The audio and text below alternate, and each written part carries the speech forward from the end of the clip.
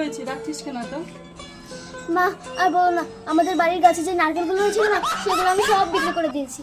এ মা, বাবা এটা কিন্তু খুব বড় অন্যায় করেছিস তুই। এটা করা কিন্তু তোর ঠিক হয়নি একদম। হ্যাঁ বলবি। হ্যাঁ সেটাই তো বলছি, এখন বাবা হাতে লাঠি নিয়ে খুঁজছে আমাদের। এখন কি হবে? হ্যাঁ আমার মাথায় একটা বুদ্ধি এসেছে। যখন বাবা আমাকে জিজ্ঞাসা করবে যে কে নারকেল চুরি করেছে, তখন আমিও বলবো আমি চুরি করেছি, আর তুমি বলবে তুমি চুরি করেছো। তাহলে বাবা কনফিউজড হয়ে বুঝতেই পারবে না, আর আমরা দুজনেই বেঁচে যাব। আচ্ছা ঠিক আছে, তাহলে চল। চলো তাহলে।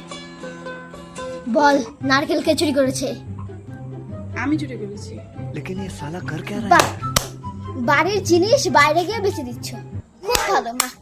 বাবা এখন তুমি সব বুঝে নাও, আমি আর কিছু করতে পারবো না, আমি এখন গেলাম।